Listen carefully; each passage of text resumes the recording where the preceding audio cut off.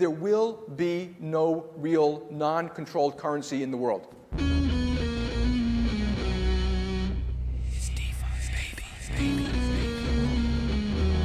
coming for you, banks. Increasing the block size to 32 megabytes right now.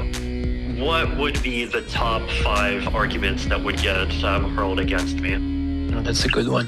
There are a few that the big blockers got right. Ching, like all these coins splash into the wallets of all the winners. I love that. There's a new threat out there. It's crypto.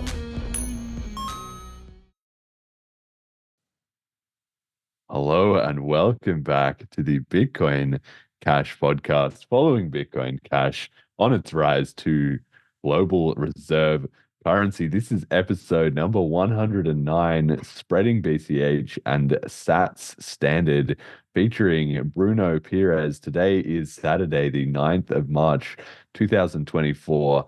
I'm your host, Jeremy. Jet is doing the producing, and we ran into some technical difficulties, so sorry for the delayed start. And also, there will be no live video feed of us today, but I guess you already know what I look like. So you're not missing anything, really. But it is what it is. We got to start with some announcements this week. There's so much going on in the community that I feel like we're going to need to make this a new segment or maybe a newsletter or something, because there's so much going on. It is 66 days until BCH Bliss. So head to TapSwap and get your tickets right there. Shout out to Bitcoin Cash TV, who is now rating us in the chat. Absolutely legendary. You can still win tickets to Bliss. You have 8 more days until the 18th of March to submit a promotional video for Bliss. We've got one entry, and it was a pretty good entry actually, but they're going to win unless somebody else gets in there. So you've got 8 days, get your creativity cracking, and you could potentially win 2 Jessica NFTs. Now you really want to win those, because not only can you come to Bliss, but I have a fresh announcement. You can now use your Jessica NFT as your profile picture on BCH Guru. So if you're on BCH Guru and you're speculating against people, you can really just flex on them, because there's 10,000 gurus, but there's only 100 Jessicas. So if you've got one of those bad boys or bad girls, you're going to be looking like an absolute legend. And that is live right now. So if you have a Jessica NFT and you enjoy a bit of BCH Guru, that's a little collaboration we've brought to you. I also have to shout out the podcast Flipstarter. It hasn't been fully funded yet, and we'll talk about it at the end. But you can go to flipstarter.bitcoincashpodcast.com if you want to support the show and send in sats. And the Selene Flipstarter as well too, flipstarter.selene.cash, which is currently 220 out of about 270 BCH. Everybody needs to get Callisti paid so that he can pay for his rent. But also me as well, so I can keep chipping away on that.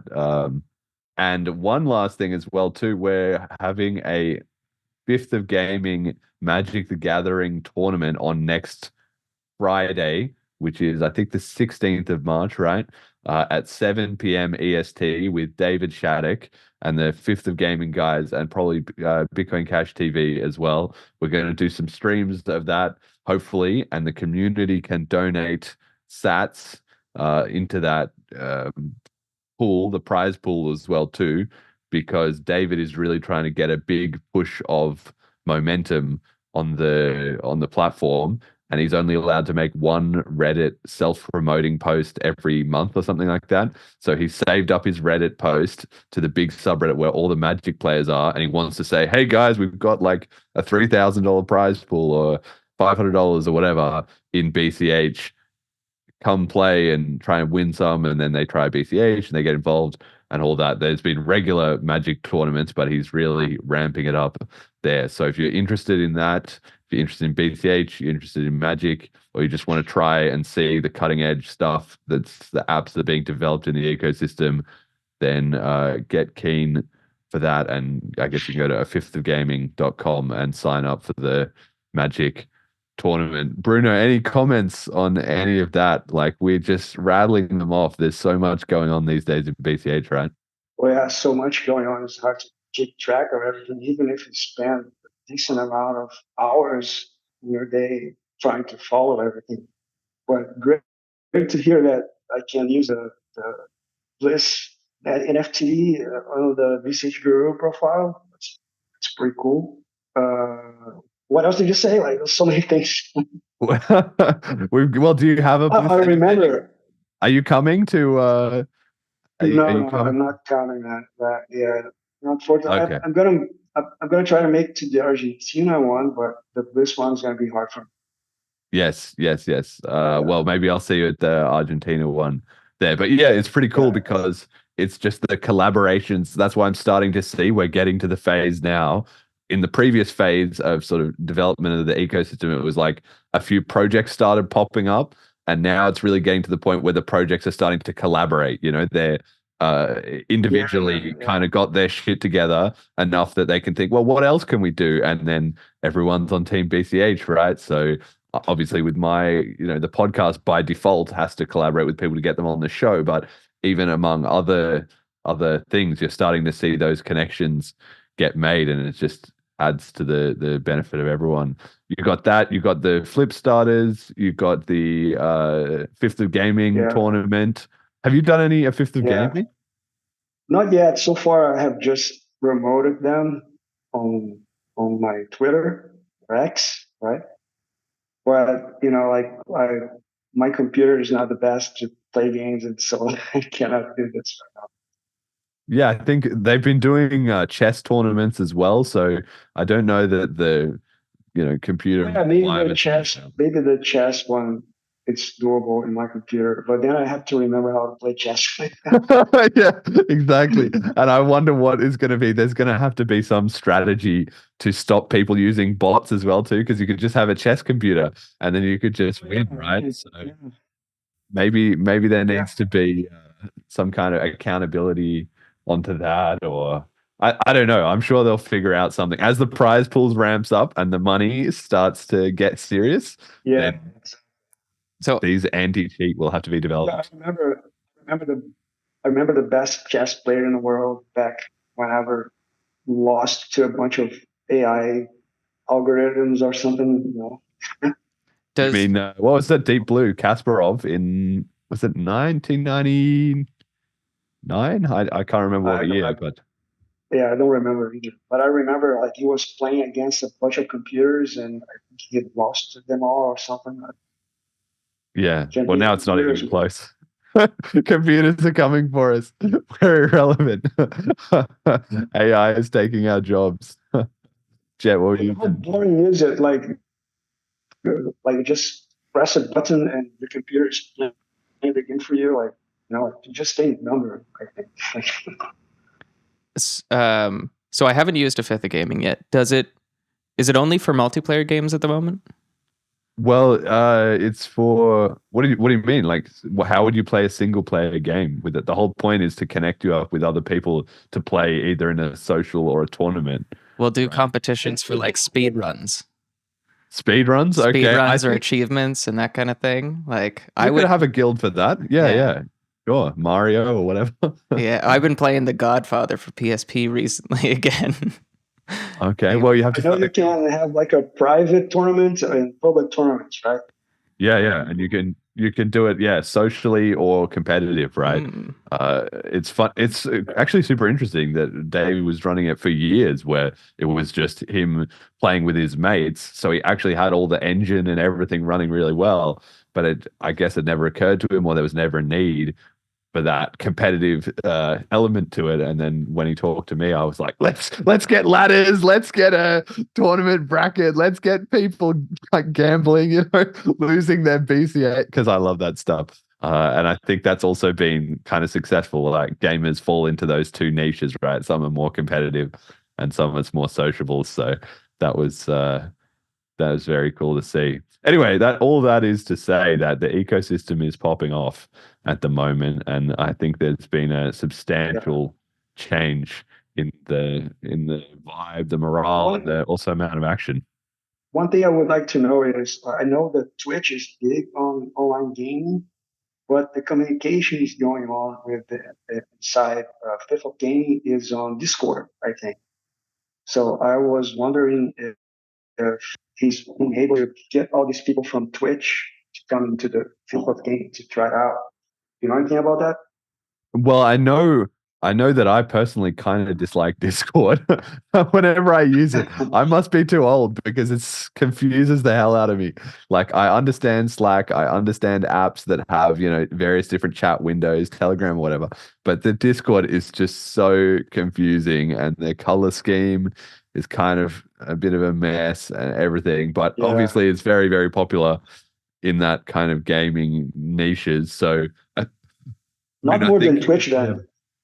Well, the thing is, Twitch is for the streaming, but then, and obviously you can chat in there too, but it's not like built for that. Whereas Discord is built for you to have your chat windows with everyone and your emoji reactions, and people can link directly into their community. Like in Twitch, if you're not live, you can't just put up a link and say, "Guys, come chat to us here," because if you're not live, then there's going to be nothing, right? So it's more of a persistent chat thing, but it was pretty cool that he built in that integration too, because that was another big sticking point when we were running the tournaments. Was people needed to talk to the admins, "Hey, when's my next game?" or what's going on here, guys. So that's all slowly getting slicker and slicker as well too. If anybody hasn't looked at a Fifth of Gaming in a while, you should take a fresh look. It's been improved massively in the last few months as well too. I remember a comedian a bit saying that one of the most fun things about playing games online with a bunch of people is to give everyone you beat, like, call them bad names and yell at them. So like that was the most fun part for him. Like even I think it was Louis C.K. who said that, and he was playing against this very young kid and telling him the worst bad names you can call, and very aggressively. Yes, so that's the bit. The old bad manner. I'm certainly a what do you call it? Not a victim, a proponent. Not even is the right word, but I'm involved in that. Let's say, like nowadays, I'm much more chill. But back when I was very competitive on StarCraft, I used to love it. I just loved that. Screaming at 13-year-olds. No, because there's no voice chat in StarCraft. So what you would do is you would have them like on the edge of defeat, and then you would start trash talking them in the chat, as they're watching all their little armies get destroyed or like whatever. Once you're actually like, "I've won," but if they're refusing to leave, and then that would prolong the game a bit because they wouldn't, just surrender and end it, then they would want to argue back. And so you'd have a nice fun time explaining how terrible they were to them, but it's pretty psychologically unhealthy, that pattern of behavior, to be honest. So I'm glad I sort of got over that, but it was at the time where I was at. Take that, you worthless piece of, you know what? Yes, exactly. Well, I would know my strategy was a bit more subtle. My trash talk, it would be more like explaining to them exactly what they did wrong, so to really like drive it home how inferior they were or how stupid they were or something. But because usually as well, I would just love to get people to rage quit because I would play random, right? So you spawn as either Protoss, Terran or Zerg, but usually people know which one they're playing against, so they have a prepared strategy. But if you spawn as any, then obviously you're at a disadvantage because you have to know how to play all the three options. But the very tiny advantage you get is that when you spawn, they don't know what race you are, right? So I would, use that to my advantage. I had all these cheesy strategies and stuff that relied on them, like not really scouting. And so then that would inflame it even further. Yeah, it was great. Love it. So yeah, next time you guys match me in AFOG tournament, feel free to start the trash talk. I'm there for it. on the winning or losing side. I always enjoy it. All right. Bruno, our guest today, you are a BCH promoter and enthusiast and heavily involved in lots of different things in the ecosystem. You're very passionately promoting all kinds of projects and things that are happening. So tell me, because I actually have no idea, how did you get into Bitcoin? Well, I was in my last year in the university back in 2011, and I was checking the news online, and I saw this headline: "Oh, Bitcoin was traded for $1, or it's worth $1, or something like that." I didn't know what it was. I thought it was some tech company stock or something. I read about it a little bit, but I kind of dismissed it, forgot about it, and moved on. And later, like fast forward a few years, I got into Austrian economics. So I read books like The Case Against the Fed, What Has Government Done to Our Money by Murray Rothbard, The Theory of Money and Credit by Ludwig von Mises. So I started learning about sound money, stuff like that. And I was convinced of the case for gold. So I was kind of interested in gold and silver. And in Brazil back then was terrible to buy precious metals. You couldn't even buy the real thing. You could only buy like a certificate of gold or something, a mini contract, like they say, and super regulated, a lot of fees, like crazy. So I try to find a way to go around this, and I found Peter Schiff, I found Mike Maloney, and I read his book, How to Invest in Gold and Silver. And I'm gonna buy precious metals from this guy, Mike Maloney. This guy seems cool. And if on the website at the time, there was only three payment methods: international, credit card.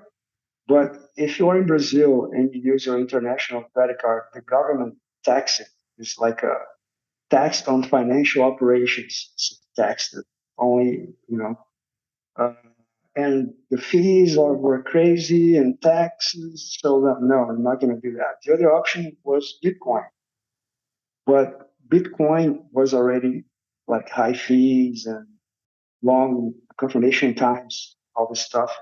And I have heard already about Bitcoin Cash because by accident I stumbled upon a Roger Ver interview, and he told you a story that he renounced his U.S. citizenship. That to me was very surprising because everyone I know pretty much would love to have the U.S. citizenship, and this guy is renouncing it. So like, whoa, what else does this guy have to say?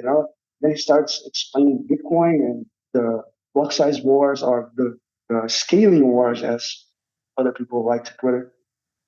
And so he told the story about how Bitcoin Cash has a way better user experience, and the fees were negligible and all this.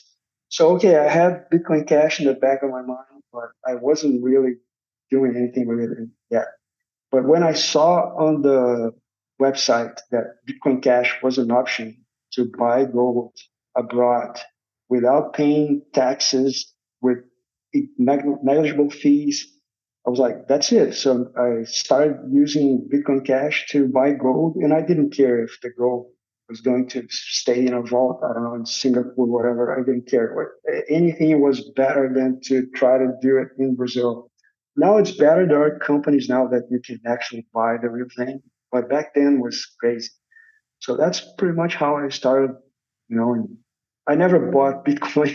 I just used Bitcoin Cash since the beginning, and all that, like best user experience, negligible fees. Like, what else? Yeah. Well, shout out to what else do you need? exactly. Shout out to Mike Maloney, who is also a Bitcoin casher. He said on several occasions, I think he talked to Roger or he talked to somebody, maybe Kim. I don't know. He talked to somebody and was kind of like, yeah, this actually makes sense. Bitcoin Cash. He's a smart guy. So he has a stack sitting somewhere that he's referenced a couple of times. And I guess obviously he's accepting it on his web. He's like Peter Schiff without all the crypto copes, so he's actually got a lot of it together. But do you still have any gold, or have you now switched? No. I sold. As I was learning about Bitcoin Cash, and Bitcoin Cash like outperforming gold and silver and BCH Blue as well, so it started making sense to have precious metals. I had to pay like the vault fee, because they were keeping custody of the precious metals. And so I sold. I didn't have a lot either. I'm not rich by any stretch of the imagination, So the little that I had, I sold, and I just started, putting more in Bitcoin Cash and BCH Blue. The only thing I didn't like about the gold and silver site is because you could buy gold with Bitcoin Cash, but when you wanted to sell your precious metals back to them, you couldn't get Bitcoin Cash back. So that was the only thing I didn't like. But other than that, it was fine. Yeah. And what about all the other stuff in the market? What about Ethereum? What about Litecoin? What about Dogecoin? Did you ever get interested or excited about any of that? Or it was just you tried to buy the gold, that was one of the options, boom, and you never needed to change? Yeah, in the beginning, I didn't know much about other coins, and they didn't have that reference. I think that reference is really important. Like, oh, I heard of this one. Like this guy who has a reputation talk good things about this. So I think that keeps in the back of your mind when you make your decision, right? So I didn't care about any other coins. The only time I had other coins was when the smart BCH stuff was going on. So you had to swap up to Binance BCH, and those swaps to make the bridge. I think that was the only time I mess with other coins, but mostly Bitcoin Cash since the beginning. And like you said, you're in Brazil, so I don't know if you want to say more about where you are or anything like that. But what's for people? I've never been to Brazil, although I would love to go. What's the cryptocurrency scene like there, and just overall the population's attitude towards crypto?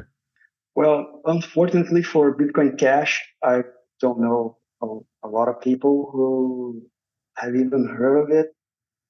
For a long time, I thought I was the only Brazilian using Bitcoin Cash because I was going in Zapit peer-to-peer exchange and many offers from a bunch of countries, zero from Brazil, or even in BitGree, I would go there and see all the flags, but no Brazilian flag there. So am I the only Brazilian using Bitcoin Cash? That can't be. And later I found a Telegram group with that name, BCH Brazil. Like, everyone was just attaching the name of the country at the end to come up with the name and start promoting Bitcoin Cash. So I found this Telegram group with more people, and recently I found an X account, Twitter account that has the same name, but I think it's not the same people who just using the same name. And so there are more Brazilians now, and we're kind of in this group, in this Brazilian group on Telegram. I spoke about BCH Pool. I did the things I always do, like just promote everything that's going on Bitcoin Cash right now, so people can start using BCH Guru, BCH Pool, like all the different wallets, Shilling wallets, and but I think it's still very, very early days here in Brazil. I was even like, for example, I I have a degree in exercise science, and I had clients outside, like abroad, in Europe, wherever, and I was using Zapit to do on and off ramping with my clients. So I was doing things with other people in other countries, and I couldn't find a single soul in Brazil to trade with me. But hopefully that's going to change soon. Yes. What about that? So that's BCH. What about the rest of crypto, like Bitcoin, Ethereum, etc.? All of that. Is Oh the yeah, Brazilian public receptive to that? I mean, you're in South yeah, America, which is strong crypto, continent, right? yeah, sure. Like Bitcoin is big here, Ethereum, and all these other ones, Solana, Polygon. You can find YouTube videos of Brazilian people promoting all these other projects, and but not so much about Bitcoin Cash yet, unfortunately. And I think the little ones that I found wasn't even positive for Bitcoin Cash, but that just based on pure ignorance. Like the guy had no idea, had know nothing about the coin, just heard some dumb thing from another ignorant person and repeated that. But I was thinking like how brave this guy has to be to put his face on YouTube saying so much, dumb things. That's gonna be here forever. And the guy has no shame, just gonna repeat dumb things about a coin he has no knowledge about. Just goes to show the Hopefully- propaganda spreads everywhere, into every corner of the world. It somehow gets there, right? Yeah, and it's funny. It's the same things. Like, oh, Bitcoin Cash has no debt. Like, what? Where did you get that? Where did you get that? You know? And I keep repeating. Like, after a while, I got mad and I started engaging with these guys a little bit. And I was saying things like, okay, man, don't trust verify. Have you heard of don't trust verify? So just hear something you don't verify, you just repeating the dumb thing you heard from someone even more stupid than you. Like, what's going on? This is the trash talk starting up again. I think you need to get on a Fifth of Gaming, mate. You could be in the trash talking away. That's perfect. Yeah. Don't trust verify. We just verified that you suck. All right. It's established that you suck. Exactly. Okay. Well, we got to check in on the markets as we do every week. We're in the bull market. It seems that it's finally here for the listeners of the show. Years of me saying, don't worry, guys, it'll turn around and all that in crypto and in BCH. Well, it seems like it's starting to happen today. Bitcoin Cash is $432 and 57 cents, up from about $270 on the previous episode, which was a few weeks ago because we had a break for a couple of weeks.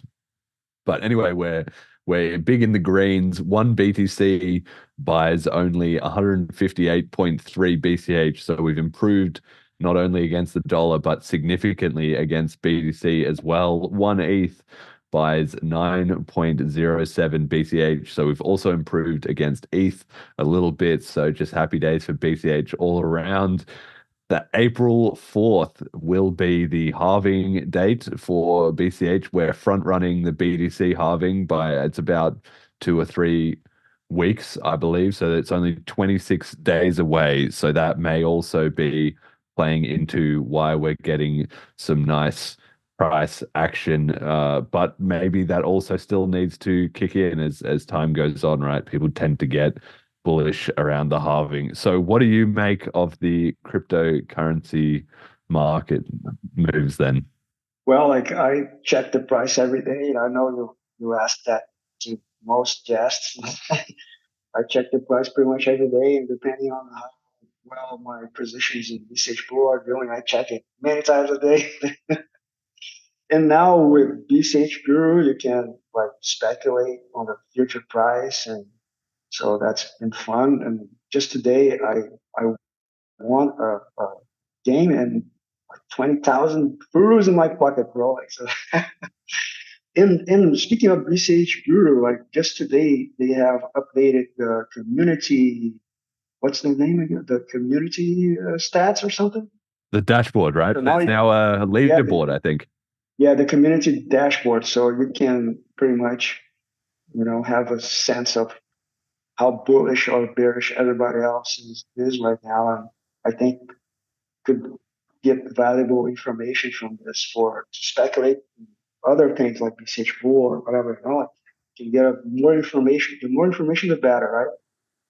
Yes. Well, it's almost like a decentralized, we've got a bit of a prediction market going on here. I'm just having a quick look at it now. So 346 games have been completed on BCH Guru, 2,700,000 roughly all-time Furu staked, and they have a leaderboard here. So the best player is called Guru_OG, who obviously if they're predicting the price, we better pay attention. And the second one, rank 2 is Stock Lazy, who has played 103 games So that is super impressive. If you're number 2 with that kind of sample size, that's not an accident. That's way above, random Yeah. statistics.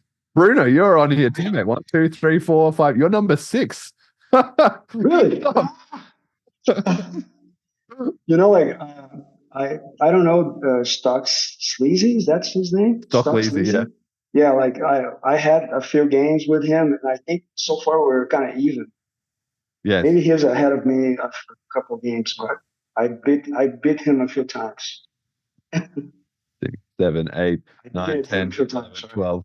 Yeah, 13. And at rank 14, you have Jessica checking in as well too. So the leaderboard is ramping up as people get involved. I love this. I've been asking for the leaderboard for a while, and I think we need leaderboards in everything. We need leaderboards in Celine, leaderboards at Fifth of Gaming, leaderboards. Imagine the BCH Guru, BCH Bull leaderboards. Like that would be absolutely crazy. Dynapons taking everybody's wallets. Yes, Dynapons, and then first you have a leaderboard, and then you have a like invest with Dynapons button, right? That you can just put your money onto the same contracts as him. Boom, boom. That's it. Then everybody can be Dynapawns. So that's what I'm looking forward to. There can be only one. Exactly. In Dynapawns we trust. You gotta protect that guy, that absolute market whisperer. Well, I've got to ask him, is he on this list somewhere? He's maybe he hasn't been doing much BCH Guru, because I no doubt he could rank up on this as well too. Yeah. Oh, look, I'm on the list too, but I'm in the negatives. I'm overall down. I'm down. I'm losing. So rip me, I guess. Don't take my market advice. There you go. You've got statistical evidence that I suck at it. If you're listening to the show right now, go open a position. I tried to do 3 different games and they all expired before anyone took them. So go play. Go play more. Give it a go and use your Jessica NFT if you're going to be at Bliss, because then we can be repping the marketing that, as it happens. But one other thing I wanted to touch on the markets was BCH was right now at number 18, but it was up to 17. And earlier today, I also saw Litecoin dropped out of the top 20.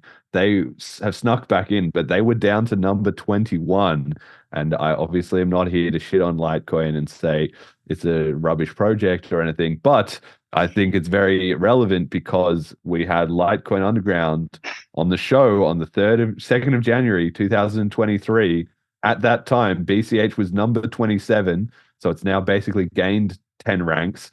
And at the time, Litecoin was number 12, and it moved up to number 9. So it now, is out of the top 20. So you can just see that the BCH community is on the right track, right? The markets are obviously volatile and so forth, but they do, in the big picture, tell a story, right? There is some real signal there, and that kind of reversal just shows that we're going in the right direction. I'm kind of wondering at what point, like Litecoin Underground, a couple of those guys, if I poke them about it, they're still a bit salty and defensive. And now, like, we're bigger than them, so it's just talking down to trash talk. Like I'm saving the trash talk on them, but I wonder how much they're going to have to keep getting wrecked before because I've been shilling them since we were 27 and they were 12. Like, we're coming, guys. The BCH is getting better. It's on the up and up, blah, blah, blah, blah, blah, regularly. And they never fucking listen to me. And they're still not listening. So I wonder what point is the, cognitive dissonance going to break? That's always fascinating to see, right? Yeah, it's crazy because it sounds to me like a team sports mentality, right? You pick a team and doesn't matter how bad it sucks, we'll keep cheering for it.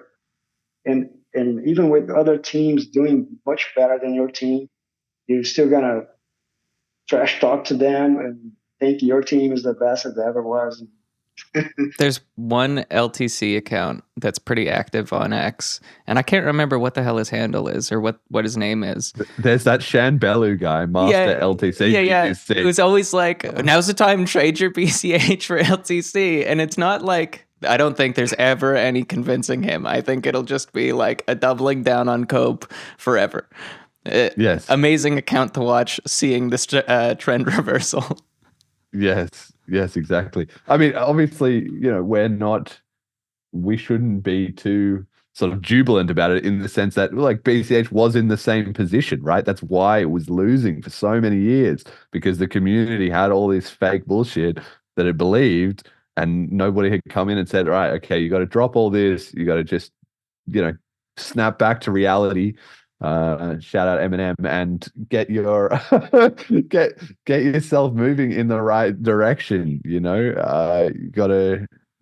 Now I'm trying to like jam it in there too much. I was trying to think how I could get mum's spaghetti in there, or like you can't lose yourself in the moments. Okay, if you got one chance, one opportunity to make your coin the best in the whole markets, would you grab it? Well, the BCH community is, and Litecoin, you got some catching up to do, but they're not listening to my advice, so they're welcome to ask for it anytime.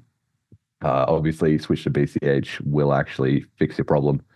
Let me ask you this, Jeremy. Like, for example, I know I see on the groups people spend a lot of time talking about shilling their coin to other coiners, and I wonder, like, how productive is it? Because most people don't know about any point at all, and the people who are engaged enough to be in Twitter talking about it, or in Telegram groups, they are already kind of convinced of their own coin, whatever it is. So it's way harder to get a person like that on board than a person who is a non-coiner, right? And I remember like Roger Gear making an argument like, oh, you can say that Bitcoin, it's for self-custody and all this. But sometimes what the other person wants to hear is like, oh, you can buy something on Amazon with 10% discount with this. That sometimes this is the fastest track, So I don't know, man. Like, for example, here in Brazil, every commerce has this machine. You have to rent or buy a machine, and on top of that, you have to pay a fee to accept payments in debit cards and credit cards. And like with BCH, you just download an app and pay no fees to receive payments, and you can hedge against US dollar, gold, and BCHP. Like, we already have so much to offer to these people who have never heard of anything. I don't know. I think that's where our focus should be on. I know it's fun to talk trash to people who hold other coins, but I don't know if that's the most effective way to get there, man. Yeah, well, I've got some thoughts on this, because ultimately you're right? It's much harder to convince somebody who's, like you said, they're already tribally bought in, they've already bought their coins, they already looked at a few and decided they liked that one for whatever reason. You're probably not really going to be able to change their mind necessarily. So like me telling Litecoin Underground, like, you're going to zero, my friend. Like, time to rebrand to green. Like, we would love to have you and all that stuff, right? I'm not really expecting it to work, right? I'm not expecting him to one day be like, oh, well, eventually he will, but right, not in any foreseeable time frame, right? That he would be, oh, Jeremy was right. Let me just ditch this whole Litecoin Underground and be BCH Underground and be on a winning team. I'm not expecting that at all. But I still discuss and negotiate and banter with him for a different reason, which is, like you say, the people who are into crypto are the ones who are already fired up and passionate. So they're actually the ones who are interested, right? So it's a double-edged sword. They've already picked a team, but on the other hand, they're on a team, as opposed to people who are like, I don't care about football, right? Shilling to them is like pointless as well too. Like, the no coiners, some of the time, if they don't care, right? And at the end of the day, the vast majority of the no coiners we'll just go with whatever kind of comes out of this battle of all the different cryptos in there. Yeah. So if I Okay, I see what you're saying. so if I'm arguing with Litecoin Underground, I'm probably not going to change his mind, but either we can have an argument or even just a discussion. Even like I'm friendly with him; he's actually a cool guy. But what I'm, going for is that I'm not going to change him, but there's going to be cross pollination of our audiences, right? If I'm talking to him, my audience is going to be interested in what he's got to say, and his audience will be interested in what I've got to say. And at the edges, there's people who aren't so tribal about being bought into one coin or another, or maybe they just have their mind open somehow and then they kind of switch across. So because he already has an audience that is interested in cryptos, if I have better arguments than him, then more of his audience will start listening to me, then my audience will start listening to him, right? So that's my strategy, is to find that's one strategy, right? Yeah. So we got to just find, and I think everyone in BCH can do that, right? It's not, just me. It doesn't matter. It's the overall thing. Anytime you're having any debates at a meetup, in person, online, on a show you're on, like whatever, like just at the grocery store, who knows, at a dinner party, every time you're just representing Team BCH. And if you have a more compelling argument over time, that just adds up in aggregate, which is why now we're doing well, right? So because the community stopped making terrible arguments and started making good ones, right? in mass. So yeah, that's great to see. Okay, we got meme of the week, which is appearing very early in the show today. It's this meme of Leonardo DiCaprio in the Great Gatsby, and he's lifting up the wine glass, looking really fancy in his suit. Bitcoin Cash passing $400 last week, and then it's contrasted with below it, it's Leonardo DiCaprio again in, I think this movie was it called The Remnant or The Unwanted or something like that. Anyway, that movie where he's like in the forest in the snow or whatever. Anyway, he's looking really wrecked, and it says Bitcoin Cash at $421 today. So obviously the joke is the price is actually higher now than it was, but it feels a lot worse. And I thought this was spot on because, like I said, we're way up from where we were last show, but we also we went up to 550-ish, I think. And so then when you crash down, suddenly 420 feels terrible. It's like, oh no, we're going backwards. It's just anchor bias, right? Yeah, like I wonder how much of this is like, the people, the enemies of Bitcoin Cash suppressing, or just people actually, okay, just gonna enjoy a little bit of this and spend too much.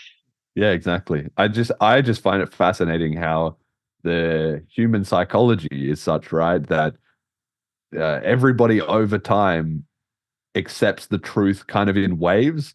So like now, everybody would say a $5,000 BTC is cheap. Almost everyone in the world would agree with that.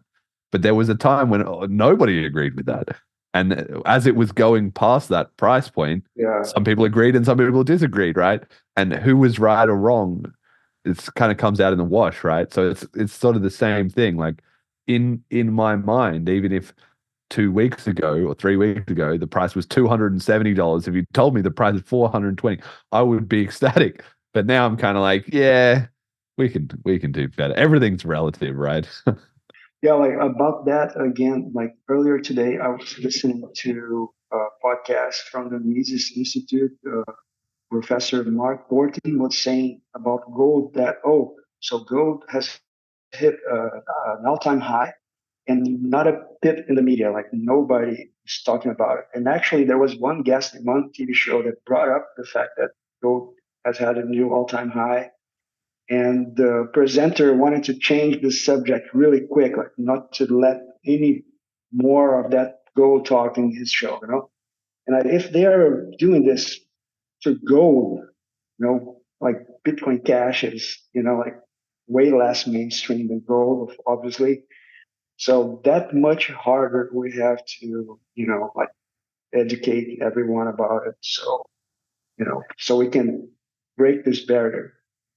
Yeah, that's a great point, and that's kind of leading into our next topic, which is that even so, BCH has been doing pretty well against the market, but like I said, it was even doing better, not a peep Not a fucking word in any of these crypto news outlets or whatever. I think Bitcoin.com sort of maybe did something, but all the other ones, CoinDesk and the Coinbase news alerts and blah blah blah, like all these other ones, nothing. If Dogecoin is up, 50%, it's on everybody's front page news.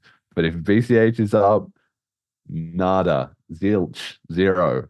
So it's always been the case. And for people that are new to the community, you can now see it in action. I love bringing this up every time it happens because I know there's always new people listening to the show and you can see that all this stuff about censorship and being ignored and cut out of the conversation and stuff, not making it up, it's still heavily in effect, right? So obviously that's why it's good that you're listening to the show, because here you can actually get the truth about it. But also, if you are interested in Bitcoin Cash, make an effort to try and be more involved in things, like try and join some of the Telegram groups or join a local meetup or whatever, because that's the only way the information ultimately gets around there, because you're just not just going to come up as trending on whatever is in the sort of regular discussion, right? Do you have any thoughts on how we can do better at breaking through all this cone of silence that is constantly sitting over us? Well, for example, a year ago, I went to another state for vacation, and I had a haircut over there. And I convinced the barber to accept Bitcoin Cash as payment for my haircut. And I helped him download a wallet. I told him how I could accept payments with Bitcoin Cash. I paid for the cut in Bitcoin Cash. And 1 year later, Bitcoin Cash is up 250%. The guy calls me, "Hey man, how can I buy more of this?" And then I remember telling him back then that, "Oh, you should accept this. You should provide this as an option. You will keep getting payment in fiat. Like most people will probably keep paying you in fiat, at least for now. But it's interesting to have this as an option as well. And I even told him "Oh, I saw in a restaurant, if you paid cash, you could get a 10% discount. So you can offer a discount for people who are willing to pay you with Bitcoin Cash, because it is cash. It's digital cash, right?" So I told all that to him a year ago, but probably that was a part that didn't stick with him much. But yesterday, when he was asking me how could he, because he kept the app on the phone and he saw the number going up, so he's on his phone, he can see the number going up. So, "Hey man, remember me? Blah, blah, blah.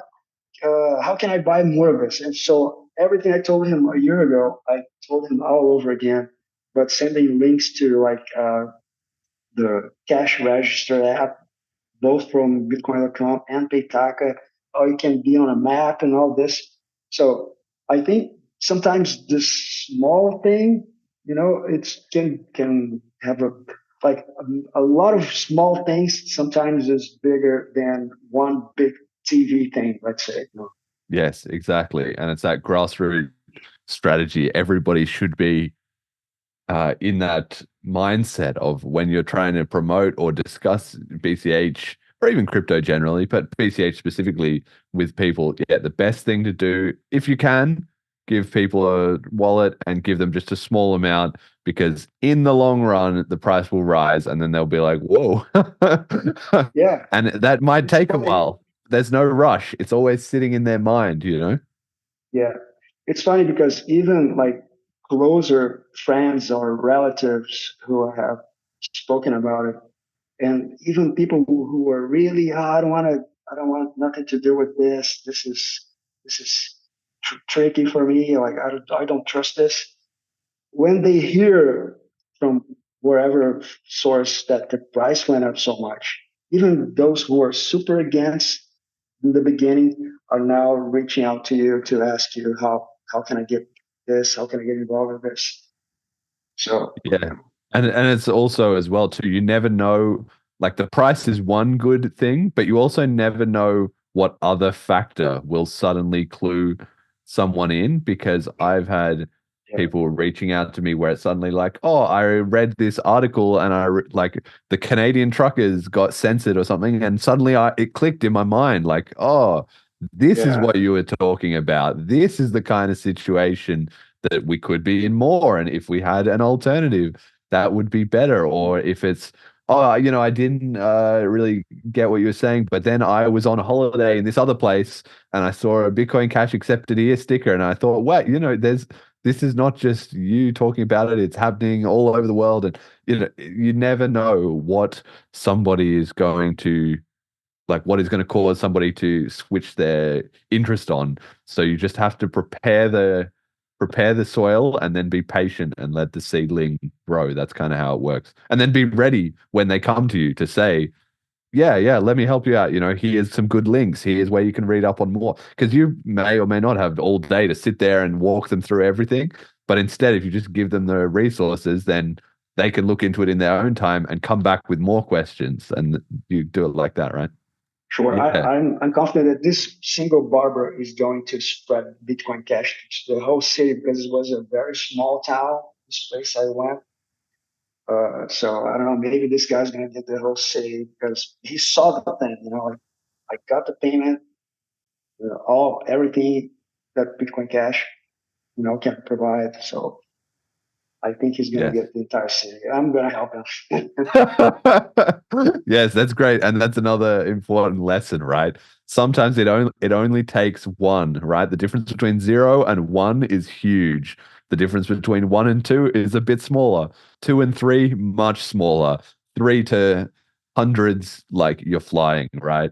So it's really just about having patience, create the seedling, somebody gets interested, then they come back to you for more, and then they start promoting it themselves, and then now they're inadvertently or not spreading those same seedlings, right?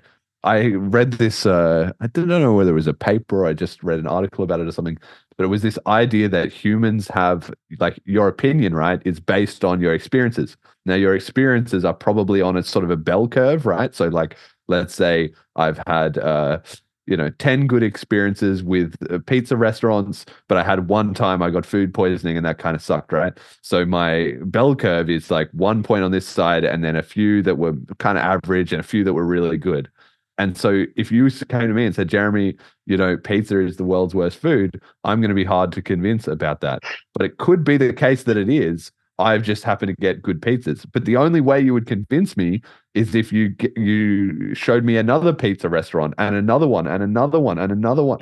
And it would take until I had like 20 data points on the other side of the bell curve for my, because my opinion is going to be the average of all those data points, right? Then it will slowly shift across. So if somebody doesn't understand crypto or BCH, or they disagree with you, no coiner or not, you've just got to focus on gently providing more, just a few more of those little data points, and then they all add up in the end, right? And then when they change their mind at the end and they come say, oh, Bitcoin Cash is the best, they don't even realize what they, if you could play them back the tape of them telling you at the start, this is stupid, they would never like accept that they had moved so much on their previous position, right? Okay.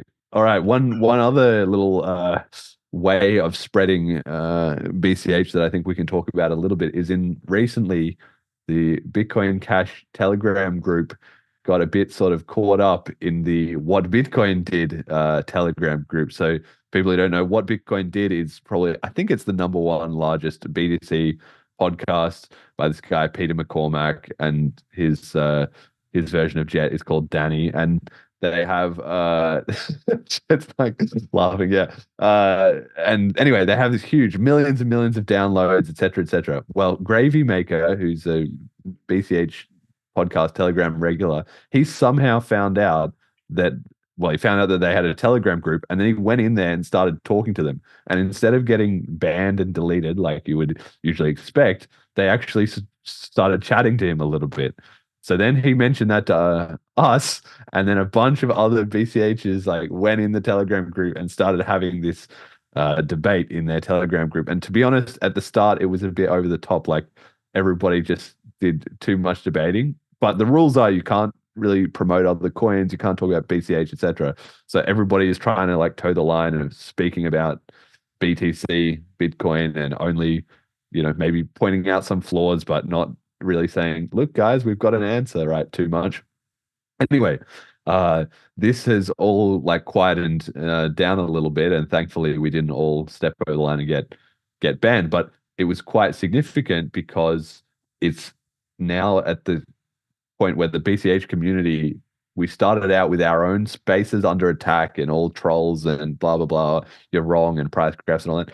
That's all been kind of defeated, and so now it's going the other way. Now the BCH community can start going into other people's spaces and talking to them about their coins or about BCH if the rules allow it in their spaces. So I've got some advice for anybody doing. Firstly, I think you should do this if you can, but there's a few important things you've got to keep in mind. Number one is if you're in somebody else's room, it's their room. If their rules are you can't talk about BCH, follow the rules. Don't talk about it. If their rules are you can only talk about our coin, then only talk about their coin. But first, you have to show that you'll be part of their rules and add value. You have to have an interesting conversation. You have to bring in some, funny memes or like whatever it is. Build up credibility in that space, and probably your name or your profile picture or something can maybe be BCH related. And the point is that when people in that room get interested in BCH, they have a point of contact. This is the reverse of what we said about those seedlings. You go out there and you spread it to people. Well, sometimes people don't want to hear it at all, but you can still give them a contact point for when they do want somebody to talk to. Then they'll, click on your profile, they'll send you a message, or they'll want to talk to you or whatever. So it's critical to be. Has that happened? Has that happened like after your interaction with that group? Well, with the what Bitcoin did. Yeah. Yeah. The what Bitcoin did. I remember you were following the rules there. Even some guy was trying to make so as you were talking about Bitcoin Cash when you weren't at all, just I don't know, maybe to try to get you kicked out of the group or something.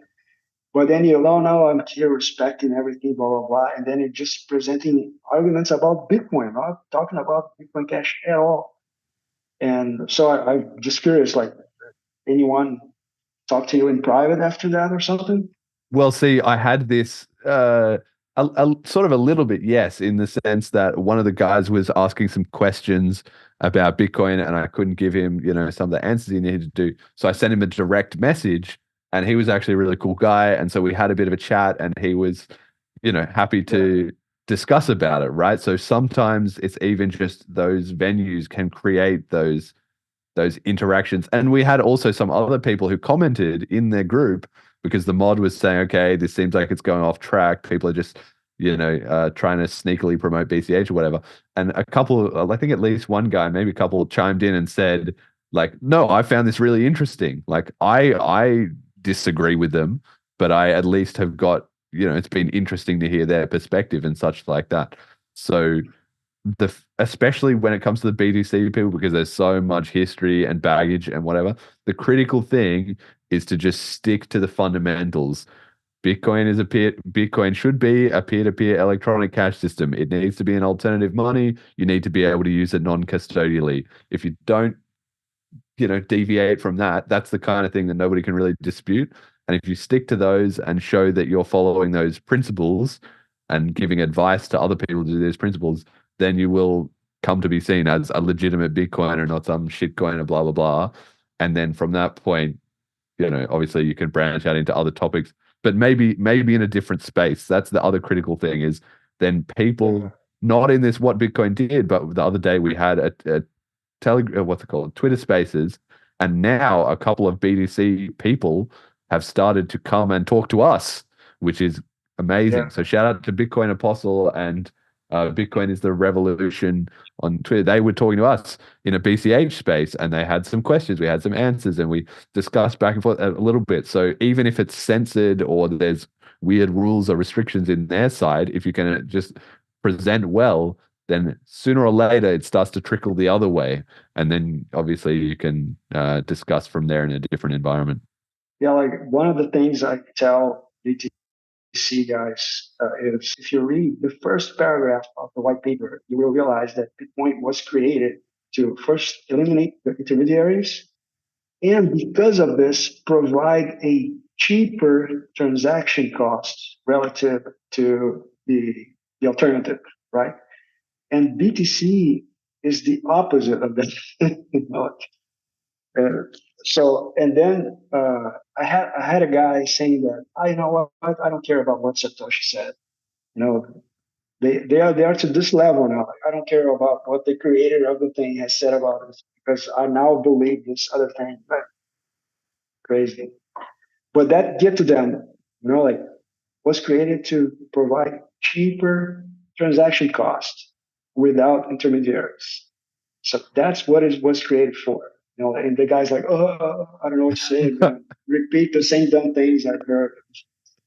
Yes, but if they say that, and this is a classic, they have these like fallback arguments, right? There's a bunch of them. So this is the example of like you say like Bitcoin was a peer-to-peer electronic cash system, and then they can't really dispute that because that's in the white paper and all that. And then they used to say no, BTC is the real Bitcoin. Now they've given that up. They all, like you're saying, like they can't really dispute it anymore. Satoshi agreed. There was also this big emails set of like old emails that came out with the Craig Wright trial as part of that. And what came out, and then all these people commenting, wow, I didn't have any idea that Satoshi was a big block, because in those emails, Satoshi is saying like, guys, we should just scale up. We'll do millions of transactions, blah, blah, blah, blah, blah. And they're all like shocked, even though it's basically the same stuff that we already knew. But that just goes to show how censorship, damped the ability of people to actually get to the bottom of things. But anyway, the point is they say, oh, but I don't care what Satoshi said. Then they try and move the argument to you're just believing blindly in Satoshi. And then the counter to that is you say, no, I'm not saying Satoshi is right because it was Satoshi. It's not about worshiping Satoshi, but Satoshi was a good engineer and had some good ideas. And so that's why, like, Newton's laws of physics are not great because Newton came up with them. But Newton was a smart guy and his laws are correct, right? So you've got to give them an example like that. And then once you've done that, now they're just like completely shit out of luck. The same way that if they say, oh, the blocks are going to centralize, if the blocks go up 1 megabyte, it's going to centralize and it's going to be really bad. And then you say to them, okay, so why wouldn't you lower the blocks to 100 kilobytes? And then now they're stuck because now they're in your position trying to make the argument why it needs to be bigger. And if they give arguments, if they can't admit like, oh, it should be 100 kilobytes, and if they will admit, oh, it should be 100 kilobytes, you say, well, why not 10 kilobytes? Why not 1 kilobyte? Eventually you have to get them to agree with you that there's a compromise. You need a certain amount of transactions, you need a certain amount of decentralization, and from there you've already kind of won. So yeah. Yeah, another crazy thing I've heard is like, oh, SPV never worked. Like, I will never have a SPV coin. Yeah, that's why we have Greg coin. You don't like SPV. You have a coin that don't use SPV, so you don't have Bitcoin because Bitcoin was created like SPV was in there. Yes, it was in the white paper, exactly. And at a certain point, with arguments like that, you just say, look, I've got reality proves you wrong. Here's my Selene wallet. This is using SPV. It works. What's the argument against that? And they just kind of don't have any at a certain point. I wish I could have a metric of how accurate SPV is, so we could show them this number because they think SPV is not that trustworthy. So, you should have a full node because SPV is not that trustworthy. Okay, so here's how accurate SPV is. Show them that and see what they say. Yeah, maybe we need to look into that. But it's one of those things where it's a bit of a gray area, right? And that's another thing where if they say something like it's better to run a full node than SPV, if you say no, you've lost them. You say yes, it is better to run a full node than SPV, but it's only a little bit better. And is it worth sacrificing non-custodial access to billions of people in the world so that a tiny minority of people are the only ones running nodes. Like, what about El Salvador? You guys have done all this adoption there. People are using Chivo wallets and Wallet of Satoshi. Wouldn't it be better if they had SPV wallets? And you work through it that way. But it's not. I don't know if there's possible to boil down to a number because Yeah, because I remember Satoshi said in the white paper that it's highly accurate or something like that. I don't know well, the exact phrase he used, but it's like a high level of confidence you can have on SPV. Right? It's right there in the white paper. yes. But Well, okay, there's the stats at the end where he says like after how many block, and you get to that. Yeah, so that's also then maybe that's also a kind of argument that we can make is like once you have a few confirmations and the proof of work adds up, then your SPV is approaching as good as a full node anyway, right? But I mean, you've got to understand that a lot of these guys, they're very paranoid about the whole like full nodes thing. So anything that is not, I don't have my full node and I can't trust everything, that's just instantly for them like the whole system is wrecked. So in that case, you need to say to them like, let's look at the numbers. How much does it cost to run a BCH node versus a BTC node? Well, the BCH blockchain is actually smaller right now, so you could run a BCH node. And then they say, well, if you get loads of transactions, then it will be more expensive. And you'll say, yes, but that indicates a growing economy. So the coin price will also be going up. So you'll have more resources and the cost of technology is decreasing. How much does, one hard drive cost today versus 10 years ago and likely in 10 years, right? And you just walk through like, as well, if you can make it specific, when it comes to those hardware arguments, you say, let's look it up right now. And then you Google up how much is what did we say the other day? It was like something like a 18 terabyte hard drive was $300 $300, and that's enough for like 16 megabyte blocks or 32 megabyte blocks for the next 10 years, right? So it's like a $30 per year cost, even if the BCH economy is going flat out at the current max capacity. Those numbers might be slightly off, right? I'm remembering offhand, but the point is, once you break it down to those specific numbers, they can't dispute that because you're like, look, we can just calculate how many transactions, how many big are the blocks, 144 blocks a day, and how much does it cost to buy a hard drive? And then once you get it to that number, it's pretty hard to say, look, if you don't have $30, then how are you going to pay for your $30 BTC transaction fee? And they're just, there's no argument against that. Yeah, and it's funny because they talk to you as if you couldn't run a full node at all, and you totally can, right? Oh, you cannot run a full node? Of course I can. Who told you I cannot? Are you crazy? Like, don't trust verify, man. Don't trust verify. That's another good one as well too. And another one as well too is not your keys, not your coins, because that's been a mantra that has been in the BTC community. Not your keys, not your coins, not your keys, not your coins. So if you say to them, not your keys, not your coins, and then, but wait, you're using Wallet of Satoshi. You just need to highlight. You don't need to tell them more. You just need to highlight the dissonance where they say, oh, but I just use a custodial wallet for spending. And you say, but isn't it not your keys, not your coins? And then you let them. And they say, it's so little money there. I don't care if hacker gets it all. Yes, they say that. And then you say, well, how is more people going to join the system then? If some kid in, what's it called? El Salvador, he only has as much money as you have in that wallet. So what do you recommend for him? And then boom, there you go. All right, so talking that's all that's a good segment actually. I'm glad we did that. But that's all arguing with the BTC people. Tell me a bit about promoting the BCH ecosystem, because one thing I've noticed you do a lot and say a lot is that the BCH people in the BCH ecosystem don't get enough usage out of the things we already have, right? Like we're going out there telling everyone Bitcoin Cash is the world's best thing, but there's loads of good stuff that are not getting, like people should start with themselves, right? They should use all the existing tools we have, and that would be even better before worrying about what anyone else is doing. So can you elaborate on that?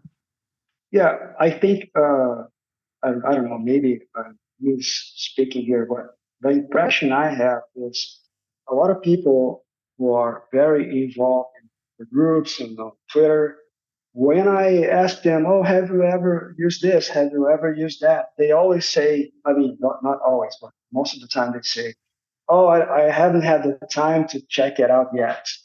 And I think it's the opposite. I think because you're not using BCH stuff, you're running out of time. Like you have to work overtime because fiat is eating you up. And if you were, paying more attention to Bitcoin Cash stuff, you would have more money than otherwise, and you would have more free time. Like so it's kind of the opposite. They say, oh, I don't use it because I don't have the time, but you don't have time because you don't use it.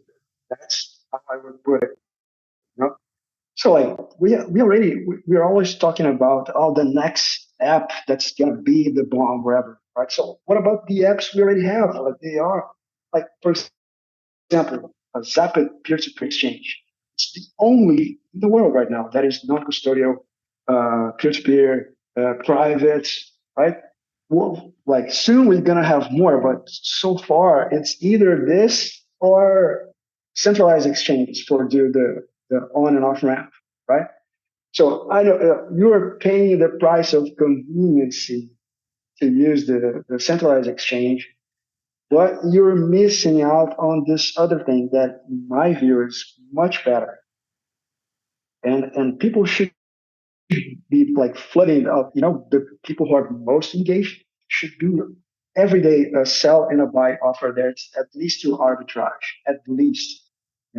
Just make an offer there. It's free. It's gonna stay there for as long as I don't know someone picks the offer, and then you do another one, and then people start using that more, and we will have more liquidity, more volume, and then you can ditch the centralized exchange, for good.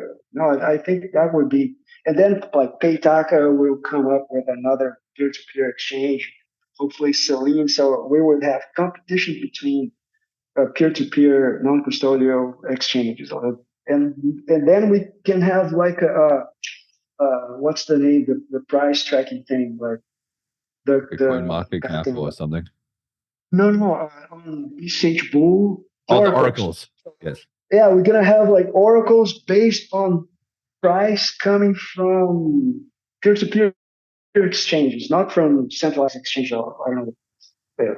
I assume that's where they get most of the price action, right? So use more of the stuff we already have, because we already have a bunch of awesome stuff like Bit3, Zapit, peer-to-peer exchange, BCH Guru, BCH Bull. We already have insane things. Like they're so amazing. Like what? I don't have time. Come on, man. No, Yes. No, it's a great like message. I'm a physical trainer. Okay, I'm a physical trainer, and the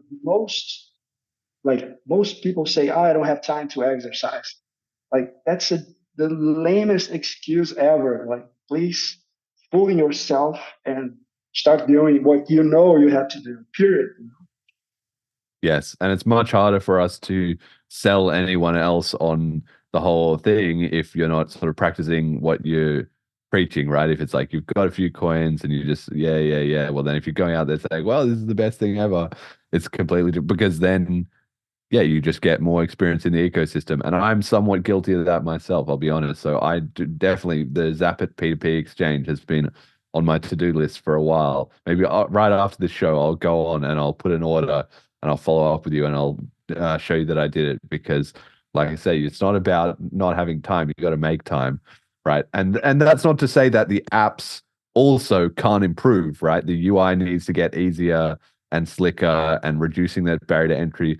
But people are working on that all the time, right? It's not like with communities slacking in that regard. We are making things better, but it doesn't matter how slick it is, even if it's Yeah. two pushes, if somebody's mind is still like, can't really be bothered. Or like how often are people sitting around scrolling on their phone, on the bus or like in public or whatever? Well, maybe take 5 minutes and just check out a new BCH app that you hadn't used before in that time instead, right? Yeah. So I don't know. I hope I'm gonna see more. Like, for example, right now that I'm finally meeting Brazilians who are pro Bitcoin Cash, I'm shilling everything to these guys, and I want to use these things with these guys, and not only with these guys. Like for example, I'm in South Brazil, so Argentina is not far from here. So I have already reached out to the Bitcoin Cash Argentina guys to see like what can we do, like to get things moving faster. And so, but of course, like I'm gonna get Brazilian people to engage this because I'm sure, man. As soon as people slightly understand what's going on, they're gonna be what's like everyone should be on this. Like, why the heck isn't everybody using this? Why are you? I mean, I understand like it's something new. People are kind of scared of something new, whatever. Yeah. But as soon as you understand that is the blockchain is much trustworthy than a bank, and you can do all this to protect, hedge, and all this, and the economy, like not paying fees and machines, rent machines, all this, people will go get on this like crazy, like they were starving for a week, you know. Yes. And that was what we saw up until the block size war, obviously. And now, it's all now the whole of crypto is still having that. People are still flooding into crypto, but it hasn't quite concentrated onto BCH just yet. But I think we're starting to, get there and break through, like we said before, like that grassroots stuff. It is slowly turning the ship of public opinion. Okay, we got question of the week comes from Emergent Reasons, and he said, question for local adoption. From experience, what are the easiest starting point business/relationships that can work with just you, one person? So you told us before about onboarding a barber. Is there other similar situations you do, or do you have any particular tips or strategies as a one person? How can you onboard local businesses? Well, like when I look at these apps that we already have, I try to think of ways that you can combine them to take, the most benefit, right? So basically, when I see a company that doesn't accept BCH, I kind of try to convince them to do, and as soon as I convince this company to do, then I go after the BCH people to use that company and pay the company with BCH. Right? So try to, get everyone together and start, developing a BCH economies. Uh, so for example, I everything in my kitchen right now I bought on BitGrid pretty much, and I try to combine like right now, Satoshi's Angels paused the cashback campaign that they had, but I try to take advantage of this as much as I could. And the BitGray stuff, you can have an affiliate link on Amazon and send this link to the person who's going to execute your order on BitGray, and then you get a commission from Amazon paying for something with Bitcoin Cash, and then you can get this fiat commission to make an offer on Zapit to exchange the fiat to Bitcoin Cash. So different ways to combine everything. And then when you see the discount, the economy you made doing all this, you tell this to someone like, I expect this person to be, oh my God, I got to start doing this right away. Because look at all this economy. So that's one example.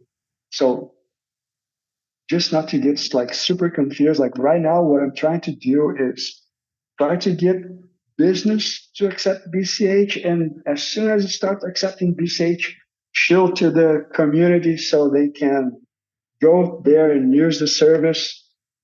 And I was doing this like for free, I wasn't getting paid to do any of this. But now we have a couple of few companies that have like referral programs, so you can get paid for Shilling BCH. So now it's even better. I'm still doing most free stuff because just a few companies have referral programs, as far as I know. FIFA Game is one of them, so that's going to be big, I think. If you go to the site there, FIFA Game. There's a FAQ there. They explain their referral programs at the middle, so it's pretty cool. Make sure you check that. So as soon as you provide a lot of advantages, benefits, and economy, I think that's the best way to promote BCH and get people to use it. But that's got to start with us, right? As we were talking before. Yes, I think my tip for people as a one person attempt to create BCH into a local economy is that I think you need to think about what you already spend money on, right? Because people can easily get into this trap of, oh, I, need to like go out there and meet some new shop owner or something like that. Don't worry about that. You probably already have people in your area, local business owners or whatever that like the coffee shop that is down the road that you've been at for the last 3 years, and you've met the owner a few times and had a chat with them and whatever, right? Something like that. Or your barber is a good one because people are always having a bit of a conversation with them, right? So when you said that, for me, it's my little local dance scene, right? I've been doing bachata dancing. Shout out to Alex and Sam. They're probably listening. And, I was already doing bachata. I already knew those guys and I already was like friendly with them, right? So if you already have that kind of ongoing relationship, it's not, I'm here to shill you this thing. It's just one thing in the scope of your entire communication, right? And then I said to them, okay, try it out, send him some BCH. It was all good. Now the price is pumped. They're loving it, right? And it's great. And we've got a little thing going. And so now I've got Alex and Sam. And then what's been interesting is a couple other people see it happening too. And they don't get involved, but it's that same thing about the seedlings. They see it happening and they, it starts to tick away in the back of their mind. It's not like something scary or weird or unusual, because now they don't just know not only their crypto going on over here, they don't even know the specifics, but they also know these several people that I know who are reasonable, regular people are involved in this, right? And that already is a huge vote of confidence for it. So you have to just start slow with one person who you already have a relationship with, who is a business owner or that you're regularly transacting with, right? Because if they're the checkout person at a huge supermarket chain, they're not going to have the power to get anything going. So that's the wrong person. But if it is the local hairdresser who runs their own business, or just like things that are your hobbies or stuff like that, it's more likely that you are going to know the key people involved on a personal level. And that is where I would recommend you start. And then you get to know the other people in the surrounds of that. And then because then you've got a 2-for-1, because if you can then convince somebody else who's interested or who knows that you're interested in it comes to talk to you, you then say, here, let me show you. You send that some to them, and then it's like what you said before, referring them to the business. Then you say, and they say, where can I spend it? And you say, with Alex at his bachata lessons, right? And then maybe they follow through or maybe they don't, but you're creating the possibility for those connections. Yeah. A conversation starter that have been working for me is, for example, when I go, even if you don't have any personal relationship with the business owner, you can, I don't know, sometime while the person is servicing you, you can ask, oh, how much do you pay in fees to accept debit card payments? And you're instantly gonna see the unsatisfaction of the person, because I don't know, here in Brazil I heard that these fees can go as high as 7%. Imagine that. So, and what would you like to see this thing that you don't have to pay anything? Of course. So, then you go, there you go. And I was kind of proud of myself because you were saying that, if you go to a barber, you're going to chat with the person while the person is cutting your hair. But what if you go to a dentist? Like, you can say anything. You're gonna be there with your mouth open for how long? But and if you can onboard your dentist, you are the man. And I did this. Like, That's got to be the new metric. Most dentists onboarded, you know? How many, how regular do you need your dentist checkups? Like, okay, yearly checkup. Well, let's make it a weekly one. I'll do everyone in the vicinity. Try and convince them all at BCH. how fast can you onboard your dentist with your mouth open most of the time? Without being able to speak. I feel like there's something to this. It could almost be like a meme challenge or something like, fastest onboarding time of a dentist. I don't know. I feel like that's going to see the back end now. Maybe we need to do some Twitter memes or something with a tooth saying get BCH or something. Yeah. Dentist 9 out of 10. Like if you go, BCH. like. Yeah, and I have proof. If you go on Bitcoin map, like map.bitcoin.com, and you go to South Brazil, the Rio Grande do Sul state, you're gonna see my dentist listed on the map. There we go. Love it. Don't trust, verify. We're going to have to verify that. Everyone in the community can verify that is real. Bruno is the... And not only my dentist, like burger places and some other things I managed to onboard around there. Amazing. So on this topic, we've got community comment of the week, which this week goes to Saeed Miller, who we were having some chat, sort of similar to this conversation in the Telegram group, and we brought up Ryan X Charles. For anybody who doesn't know, he's a guy who was in BCH before there was the split with BSV, and then he ended up going on the BSV side, and he was a very smart guy. He had a business called Yours and Money Button, both of which were successful, got a lot of crypto users. A lot of people were loving this guy, right? But he kind of got on the wrong side of the split, and then he really went really hard on the whole Craig Wright is Satoshi thing, and he made a whole video series with Craig Wright where he says at the start, like a cult member in a sort of a trance, like, you are the creator, Satoshi Nakamoto, and like he was just way down the rabbit hole. Anyway, he seems to be, certainly struggling to reconcile that, because he's now launched a thing which he calls Craig Coin, CREG coin. He's launching his own. I don't even know if it's a real thing or he's just said that he's going to do it as sort of a joke. But anyway, he's obviously starting to come around on his whole belief that Craig Wright is Satoshi Nakamoto. But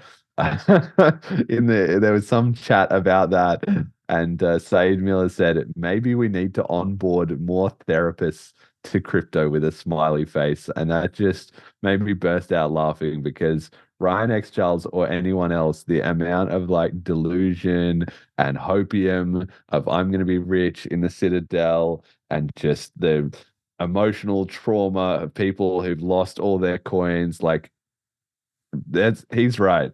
Like, therapists should be just have their doors wide open to the crypto community, because I think there's a lot of problems that need addressing there, Yeah, therapists and dentists to Exactly. as much as we can. Bitcoin Cash, the preferred choice of therapists and dentists worldwide.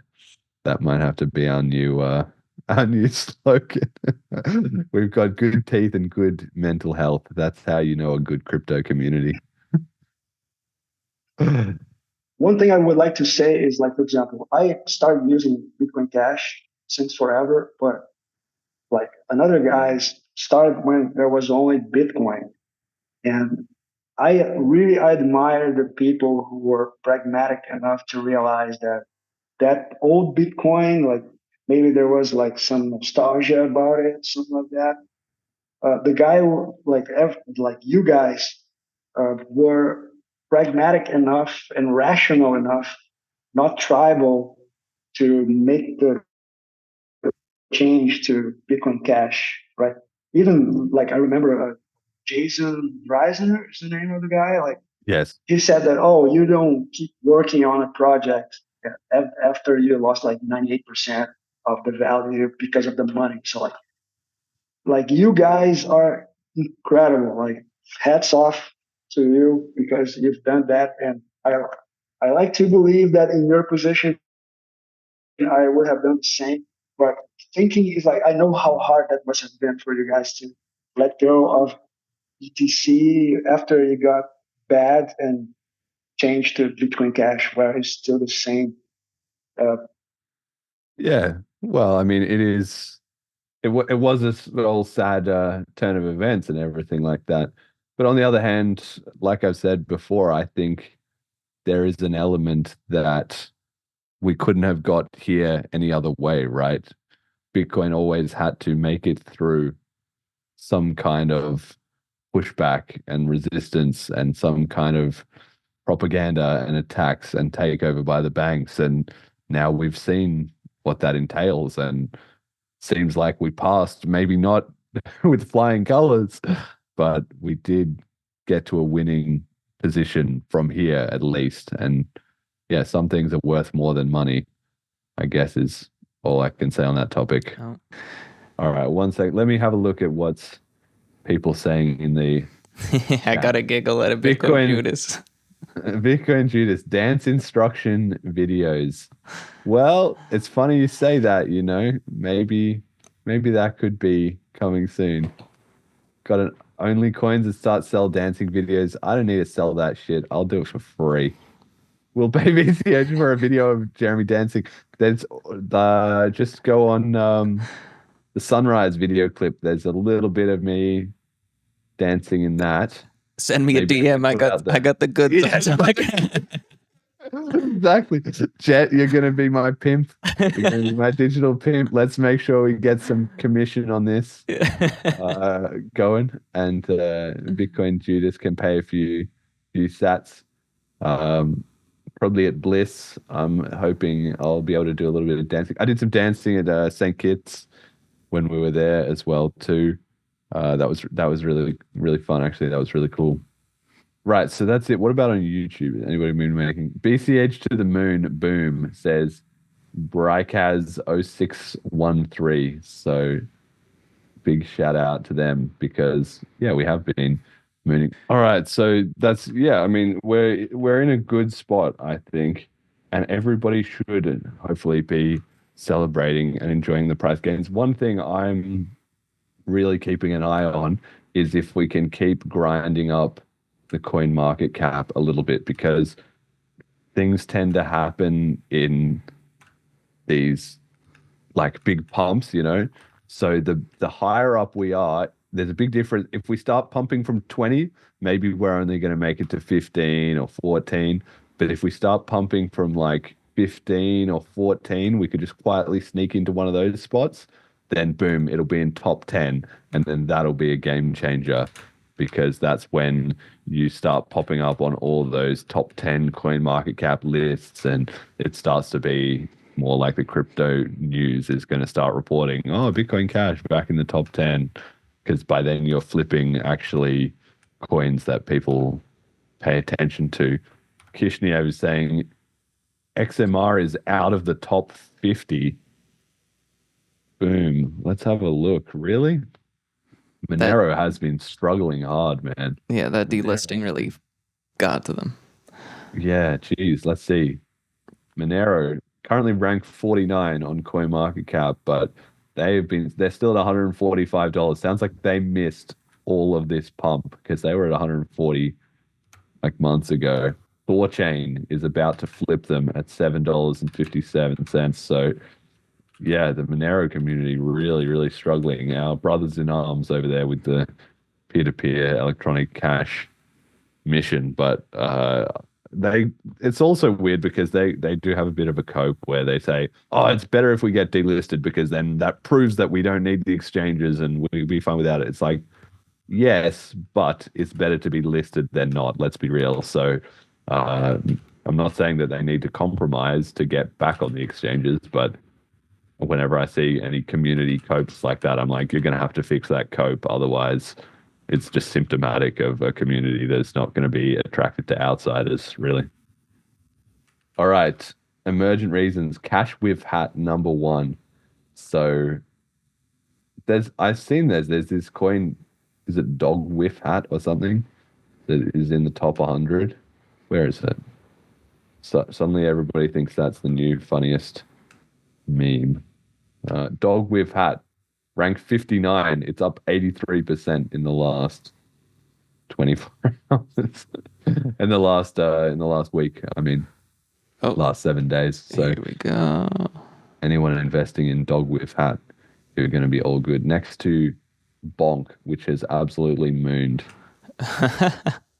which kind of sucks for me because I got Dobo, which was the alternative meme. I bought a tiny little bit of Dobo. All right. So I was telling you like how great the guys are. Made the change to Bitcoin Cash without any emotional attachment to the old Bitcoin, BTC, Greg coin, wherever. A Greg coin. That meme has really caught on, that whole Greg Maxwell, Greg coin thing. People are loving that. We've always needed a counter name for Bcash, so maybe Greg coin is the one that sticks. I don't know.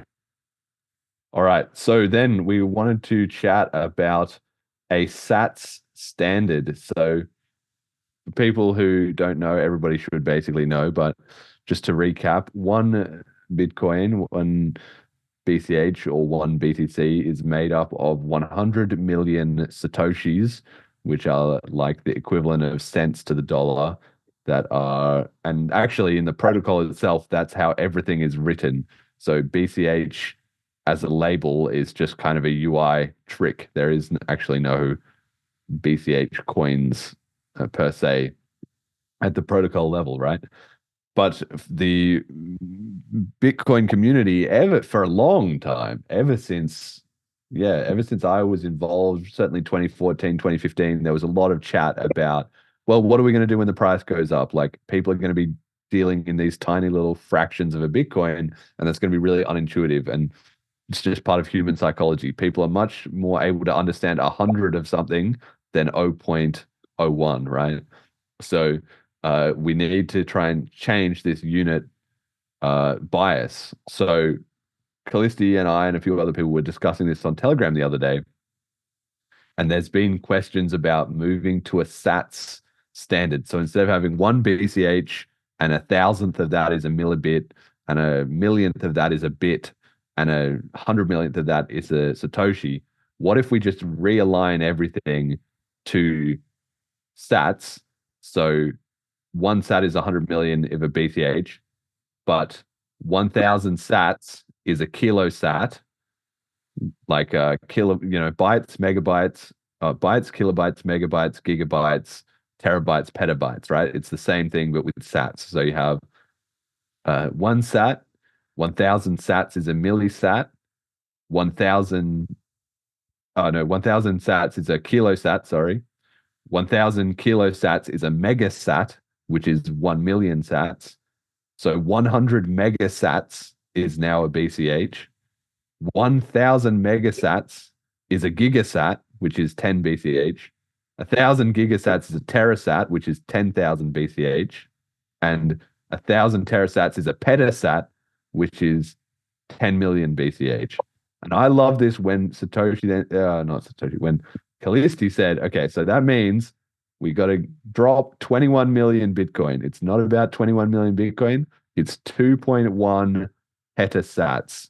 And I was sold. With that, I was like, I'm sold. If the BCH community can start talking about 2.1 petasats instead of 21 million coins, that will drive the conversation. And it will also be great because the BTC community are also very interested in this sats redenomination. They haven't come up with this. I've never heard this from any of them. So if they start hearing BCH people doing about 2.1 petasats, and they'll say, what is that? And then you say, well, we're on a sats standard. That's the 21 million. That's a classic case of BCH being ahead of the game yet again, right? And part of the reason we were discussing this is because it's on the potential chips, is in discussion to have sub-Satoshis, fractional Satoshis. So because at global scale, sats would already be, not a non-trivial amount of money. So we need to maybe even divide it further. So we're going to have millisats or subsats fractional sats, so probably 3 more decimal places. So you'd be able to divide one sat into 1,000 pieces, and maybe 100 pieces is a centoshi, and then 1,000 piece is a millisat, right? So obviously, how would this actually work in practice? Well, firstly, the community has to discuss and start using this new terminology. So I'm going to hopefully try and promote that myself, because I think this is a great idea. And secondly, apps can also start displaying sats as the default, which you have already with a Fifth of Gaming. Shout out to them. Everything's already denominated in sats, and maybe we'll make the default in Selene to also be sats. You can set it back to BCH if you want, but maybe we'll make the default for new people sats. What do you think? Can we get onto a stats standard? Yeah, like when I first read about this, I thought about the contrast between fiat and BCH. For example, fiat goes down in value over time mostly, and then you start having crazy denominations like 1 trillion Zimbabwe dollars, something like that. And people like everyone who lives in a territory has to adapt and get familiarized with this new scale, right? But Bitcoin Cash goes on the opposite direction. Like, I don't think we're gonna have to worry about like petasats or something like that. I think we will be talking more about the subsats, because the tendency is to increase in value relative to fiat, right? So I think it's going more the opposite direction. Instead of saying 1 trillion Zimbabwe dollars, we're gonna be talking about like millisats or something like that. Well, that's right, exactly. And one thing that also is part of the discussion and debate here that people in the community can get involved in is there's been no good option or universal option found for a symbol for Satoshis, because you can write sats, SATS, but every other currency always has a symbol, right? Even Bitcoin now has a symbol. Once upon a time it didn't, but now it has the B with the 2 lines, right? So we need something like that for sats. Now, my favorite proposal that I've seen so far comes from CypherCat, who has like a capital S with a slash through the middle horizontally, but it's also slightly tilted, right? So it's slightly lower on the left side than the right side, so an upward like slash through it. So if you write it on paper with a pen, you can actually do an S, and you can even just extend the tail and just slash up through it. There's already a Unicode symbol for this, which is good, because then it's already in a lot of computer software and we don't need to advocate about anything different. It kind of looks like a currency symbol. It's eye-catching. It doesn't have an existing meaning. So I'm loving that, but people obviously have all kinds of different symbols that they would say. The one problem with this one is that it's in Unicode, but a lot of software still doesn't support this specific symbol. Like there's loads of Unicode ones, like Telegram and WhatsApp and stuff maybe don't have it yet. So I don't know how maybe we're going to have to get around it by just copy pasting it a bunch.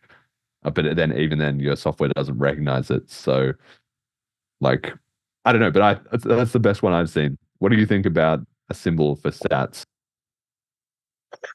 Well, like, you just have to be careful not to be similar to other things that already exist, especially when they have a bad connotation, right? Even with the sound, like for example, here in Brazil, we have that Pix payment system, right? Pix and Sats. It's kind of similar in the way it sounds, like, so it could be confusing for some people, or it could, like have like a bad connotation for other people. So I have to watch out for this. And for example, there are some coins that already have this horizontal strike through. So even if you tilt it a little bit, it can be too close to that thing that we don't really want to promote. So we have to kind of watch out for all these things and really make something very different, distinguishable, right? Yes. Yeah. And in each country we will have something, so it's gonna be kind of hard. But we have time, like to decide about this. Yeah, well, it will emerge organically, but I Yeah. just think it would be good if we try and be on the front foot about this, right? The BTC community have done a bit more a good work on this because their price is so much higher. So you see people talking in sats there a bit more, and our price is obviously much lower, so sats are much less sort of relevant in that sense. But I think if we can get the jump with this I've never seen a mega sats and kilo sats and 2.1 petasats. I've never seen that from the BTC community. This is a BCH innovation. If we can get that going, that will be another thing that will just perk up the interest of people who might consider, switching, thinking like, wow, these guys are really ahead of the game. They are really serious. Yeah. Jet, what do you think? Do you have any thoughts on the symbol or the sat standard?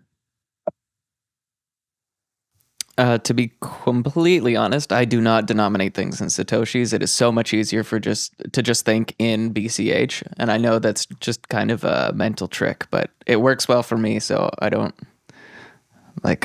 after that fourth placeholder, I just stop caring. I'll round up and send a transaction. I don't have that much. I don't hold on to Satoshis. I don't stack sats. You're not stacking sats. I'll stack coins. Sats. Yes. Okay. When I go on counting decks, there's an option to see the numbers there in sats or in BCH. The standard is sats right now, I think, but I always switch to BCH because I'm more familiar with the BCH notation. Yeah, well, I'm loving that if they have the default in sats, because I think that's what all the apps in the ecosystem should take very seriously, because we only need to do this kind of once. If we get over to that and then everybody gets used to sats, and then you can have sats including 3 decimal places once we have sub Satoshis, that's good up until global scale basically. And if it's a problem, then there'll be a different problem. So yeah, I just encourage everyone in the community to start thinking about in terms of stats, and maybe start talking about it. Instead of saying 1 BCH, say that's 100 megasats. And then, so it's the same as bytes, kilobytes, megabytes, gigabytes, terabytes, petabytes, same thing. Sats, kilosats, megasats, 100 megasats is a BCH, gigasats, terasats, 2.1 petasats is the total supply of BCH. So that's my advocacy for the day. And maybe you'll see something in Selene soon if we make that the default. Right. One other topic we got to get onto is this thing about ZK rollups. So I put out a tweet a couple of days ago which said the outcome of BTC's self-imposed no hard fork political gridlock is that they're copying ETH scaling plans just with more nodes and hash rate. The enormous UTXO advantage has been squandered to instead trail ETH at their own game because politics. Fascinating. Now, I said this in reply to a guy who made a really good video explaining about Bitcoin rollups. You can find it on my Twitter if you want to watch this video. It's about 45 minutes. It's really good. He goes through exactly what's going on with it. But essentially what has happened is the Ethereum community for the last 4 or 5 years have been struggling with their inability to scale the EVM. And so the solution that they've hit on has been rollups, especially this thing called ZK rollups, zero knowledge rollups. And the idea is that you can essentially have a separate blockchain with all transactions and all whatever going on. And then you have something called a sequencer, which is basically like the node of that blockchain. And then that puts a proof of the whole history, like a hash, into the main blockchain. And then if anybody wants to dispute that, then using the cryptography, you can prove that they submitted a fraudulent hash and the transactions were invalid. And that's kind of the basic idea, right? Maybe we'll have to do a separate episode where we get into all the specifics of it. And I'm certainly not a ZK rollups expert. But the point I want to address today is that the ETH community have been banging away on that for a while. And it's now coming into vogue in the BTC community because they've kind of recognized that Lightning Network is not really going to save them. They're still coping about we can never do a block size increase or we can never do a hard fork. But they do recognize they need to do something. So they're kind of looking around for solutions, and they've hit onto ZK rollups through this idea they've called BitVM that they believe will let them do enough calculating on BTC without even a fork to kind of get some sort of workable rollups going. Now, to address this from my point of view, firstly, I think this is a great development for us because it's the opposite of basically what BCH is doing. We're just raising the block size, we're putting in ABLA, we're getting ready for sub Satoshis and all that stuff. So we're becoming more unique versus BTC, which is great because the more differentiated the two projects get, the less problems we have with people confusing them or people saying, oh, it's just a scam or a knockoff or anything like that. That's great. Also, I also think our plan is much better and more likely to work. So if we're doing that and they're doing a bad idea, then that's fine. And also, if they come up with anything good, we can just copy it. Exactly like if the Lightning Network had worked, we could have just bought it. It's all going to have to be open source and so forth, right? So the final point to add on to this is that, interestingly, Eric Wall of Wizardry Orb fame just released a post today, another Orb answer, talking about, somebody asked him, what about Bitcoin L2s and ZK rollups? Is this the next frontier? He was actually kind of lukewarm on it, or maybe even bearish. He said, look, a lot of money will pile into it and so forth, but he's not really convinced that it's going to work or be great because getting upgrades into the protocol is going to be kind of a disaster. And I found that really interesting, firstly, because he had essentially the same take as me, that he also recognizes that the inability to upgrade the protocol is roadblocking them. But also, he said before a couple of weeks ago when we were talking, when I was submitting my orb question, he said, "Oh, don't worry about scaling. You guys need to get ZK rollups and you need to do Celestia and all that." That was his answer to why BCH was wrong. And yet here he is, a month later saying, "Yeah, I'm not too convinced about these ZK rollups and stuff. It's probably a good idea, but maybe the ETH guys have already got the jump on it." So this whole thing is just to say that everybody who listens to the podcast should be aware of this is going to be a lot more in the narrative. You're going to see a lot more of crypto discussion about scaling and ZK rollups, both from the ETH and BTC community. So I've got to keep everyone up to date with that change in the meta. What do you make of all this, Bruno? Well, I'm not as versed in technical things as you guys, but what comes to my mind listening to all this is what CypherCat said a while ago, that L2s are actually an L1 or something else. and I remember, I think Jason Bones tweeted about this a few days ago, and the final point was, oh, that's just another L2 solutions. Like, why are you working so much on L2 while your L1 is crippled? Doesn't make any sense. So that's what, with the little technical knowledge that I have, I can say about that. Sorry, the neighbors are making a little bit of noise here. So yeah. Yes, well, so you've got a couple of things going on, right? So when you look at just the Ethereum community, they're trying to do all this research to figure out these ZK rollups and stuff. Maybe they kind of can figure it out or make it work somehow. I'm not mega optimistic. I'm sure they will do work on that, but I don't think it's really going to be the holy grails of their problem, because it's the fundamental problem isn't really technical. It's more economic. Like you said, once you have people on this chain, if it's essentially a separate blockchain, then you need to have a bridge between them, right? And then somebody who's on the layer 1 sending to the layer 2, it's going to be fees to go across this bridge. So now you've split up the liquidity. And then if you add tokens, it's even worse. If I've got tokens on my roll up and then I want to send them to layer 1, that's going to be a huge pain. But then they said, well, nobody needs to be in layer 1. Except for a few, big institutions or whatever. Hello, reinvented banking system. But then you have some other ZK rollups, and now it's even worse. How do you send between all the different ZK rollups? That's going to be even less efficient. And they say, well, we're going to find a way to just abstract it all away, or some new technologies that they're going to do to make it acceptable trade-offs or whatever, but it all just strikes me as like it's missing the point. You guys are just paying the price for being on the EVM model instead of the UTXO model, which was built with scalability.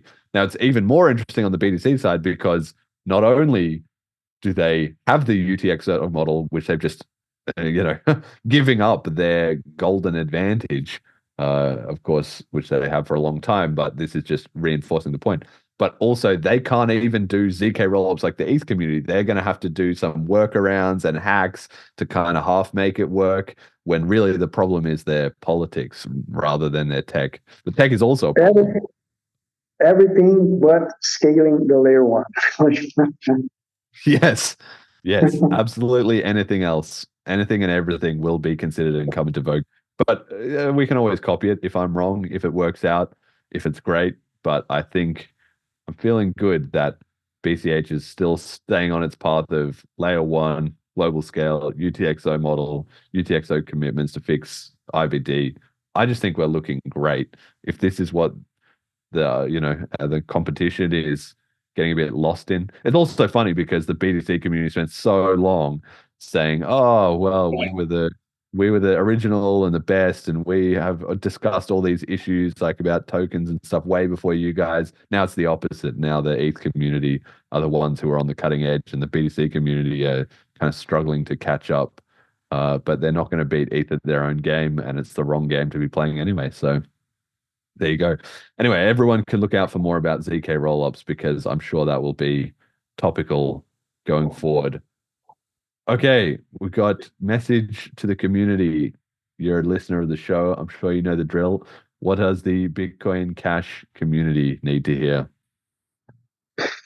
Well, I remember Roy explaining the different approaches between BCH and BTC, and his approach, I mean, not his approach, but the approach that he was, promoting was like we have to get Bitcoin, at the time was only Bitcoin, to as much people as fast as we possibly can. So, the government won't be able to stop it if we reach critical mass or something like that, right? I think the same argument right now can be used for the DeFi in Bitcoin Cash, Cash tokens. I think that's gonna be like the biggest thing because like you can do, like I was reading the list of things you can do with Cash tokens. Like we can create like collateralized loans. You can create the token can represent shares of the company. You can pay dividends. So we already, as far as I know, already have the technology that will allow us to have like the borderless, decentralized, permissionless stock market or whatever market, not only stocks, right? So right now, like speaking to people about this, I feel like people are kind of scared, like, oh, what if I get in trouble? If I be the first? But like, I think it was Bitcoin Cash artist who said the eyes of Sauron is not on us right now. So that's another advantage that we have. So I think we should move with this as fast as we can to, remember the argument of as fast as we can to the most people we can to reach the point of no return, right? So we have to move with this and create this peer-to-peer, permissionless, decentralized, borderless stock market, and help business to get capital, finance themselves with these instruments, right? Like right now, the model is okay. So I'm a dev. I'm gonna launch a flip starter. So it's kind of like still like donation oriented, which is amazing. Like nothing wrong with this.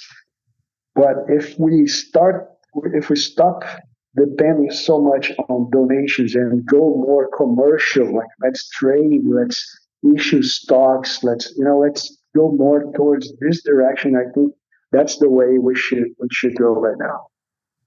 Yeah, it's a great the great points. Sometimes it just takes everybody just don't, beg forgiveness, not permission, right? And just crack on with it.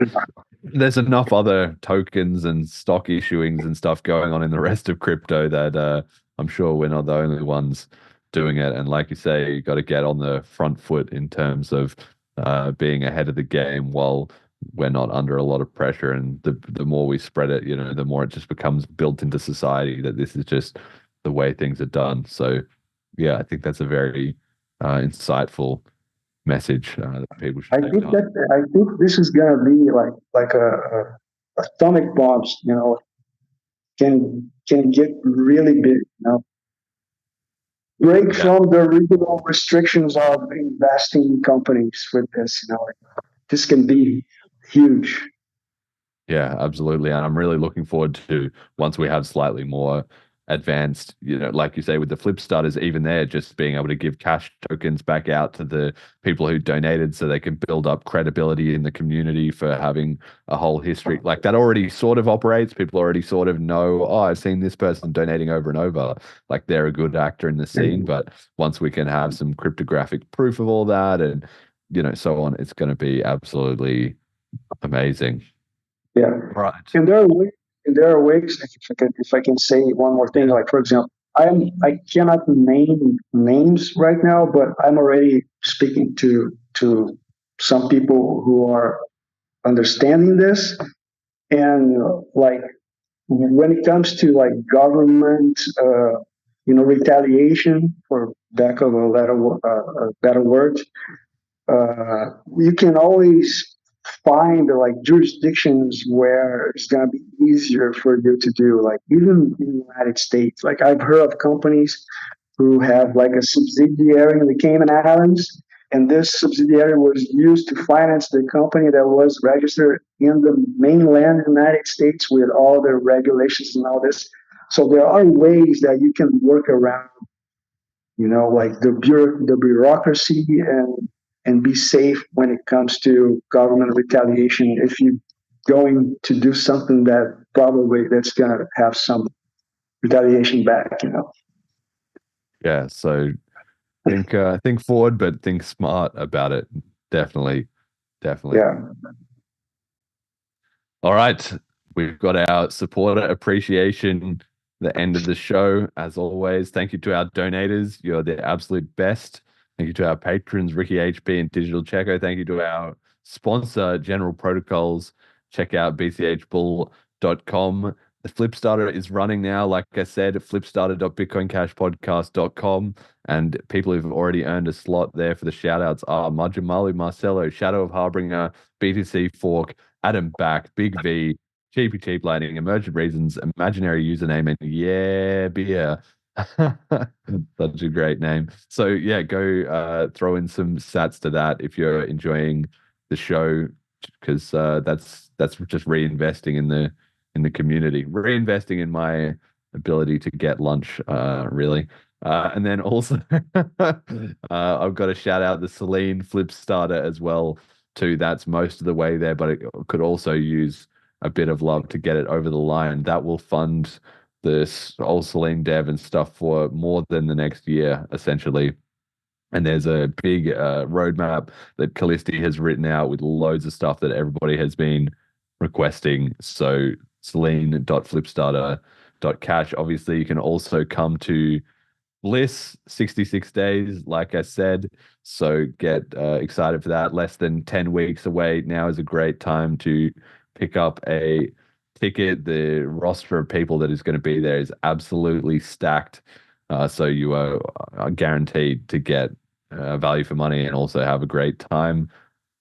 Check out the start guide, FAQ, and links at www.bitcoincashpodcast.com. If you're new, listen to episode 85. That'll give you the background for all of this. And obviously try Celine Wallet. Okay, shout outs for the show. Bruno, what do you want to give a shout out to? Well, shout out to Aria VPN. Aria VPN. So Aria VPN, they accept Bitcoin Cash. They have Tor integration. They accept zero confirmation transactions, so pretty good. And also, they have a referral program. They pay 25% commissions in Bitcoin Cash. So if you want to earn Bitcoin Cash, you can promote them as well, just like I'm doing right now. A fifth of gaming, right? So amazing. They also are promoting their services with referral programs. And whatever other company that starts doing this, let's promote them so we have the economy going on. All right, we'll put your referral links in the description. So if people want to support Bruno, they can follow up with Aria VPN or Fifth of Gaming and get the economy booming that way. Jet, do you have any shout outs? Okay, all right. And my shout out goes to you, Bruno. You've been crushing it in the community for ages. And even these ideas that you're saying about we should, make more use of our tools and stuff, like that's a message I myself need to hear. And I know that you said to me, and I've been, yeah. Like, but you're right. You're right. And like I said, I'll jump on the Zapit P2P marketplace right after this. And maybe we can talk about those referral links again too, because everybody always has resistance to new ideas, but I think you're right about this. And so obviously you've got to. I think that with your reach and credibility, you can make buck with this, man. And it's all BCH, man. It's BCH. Yes. Well, I'll certainly a Fifth of Gaming. I'm very happy to promote them. I love those guys. RAVPN, I haven't looked into that yet, so I would need to do my due diligence there. But a Fifth of Gaming, those guys are great. And like I said at the start of the show, we're going to have a tournament next week on the Friday. I think it's the 15th or the 16th. So 7 p.m. EST. Come and get involved. Come win some BCH, or maybe lose some BCH to some Magic the Gathering fans who will then be excited about BCH. So it's a no lose kind of situation. All right. Thank you, everybody, for listening. Till next time.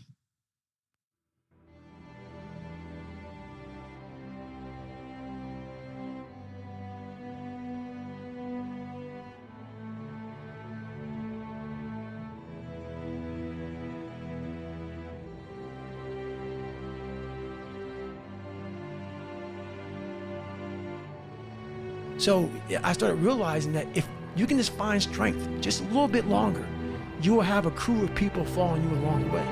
And that is another thing.